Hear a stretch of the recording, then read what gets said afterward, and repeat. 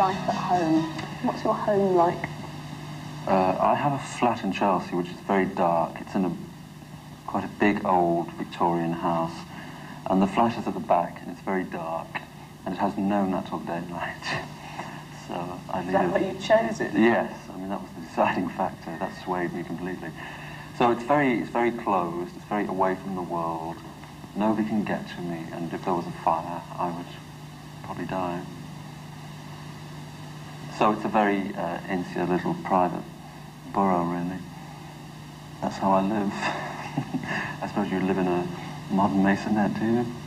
Pretty much like that, yes. Is it full of knickknacks and souvenirs and pictures and things?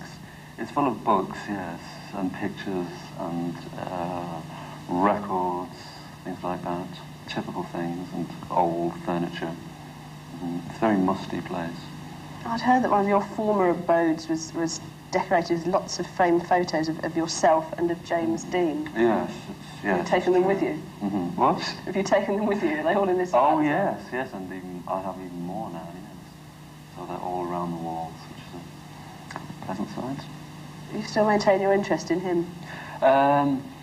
Yes, it's waned a bit, it's wilted a little bit, but it's still there, definitely. I still collect things when I see them, quite rare books and so on. As what? As an icon or something? Were you interested in the man and what he was like? I think I was slightly more interested in him as a symbolist rather than as an actor. I quite liked the films, but I was never dramatically obsessive about the plots.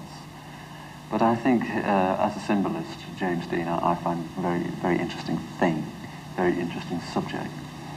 Did you have some sort of game plan worked out? I mean, when you started being in a group of, you know, the process? I mean, did you take it on quite on that sort of level rather than just being in a group and getting on down? Was yes, it all worked out about image? And yeah, well, like yes, it was. I mean, it was never principally designed for, if you like, fun or recreation. It did have a very critical, planned edge to it. It was very important that certain things happened in the way that they did, and certain things unravelled themselves in a very particular way. It wasn't just a matter of, as I say, fun or things like that. Heaven forbid. Well, so to what extent do you exaggerate yourself, then?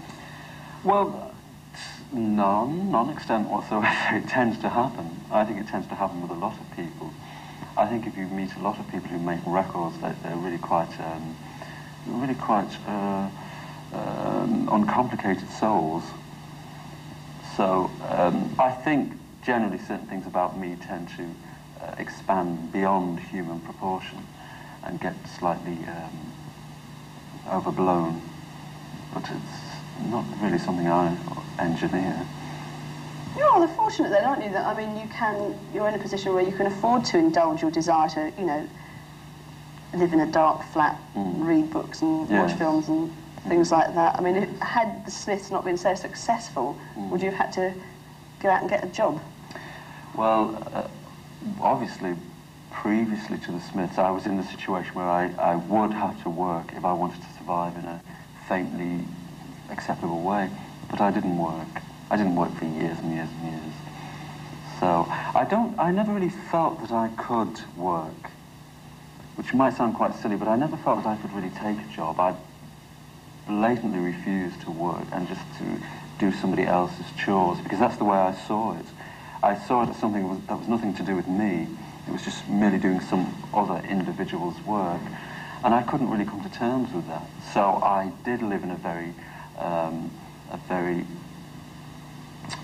semi-poverty state, but it seemed to be the only way that I could really survive, because I couldn't even take a job for now, temporarily, because I find that so many people are in jobs that they had taken temporarily and they're now, you know, in their late 70s and they're still in that job.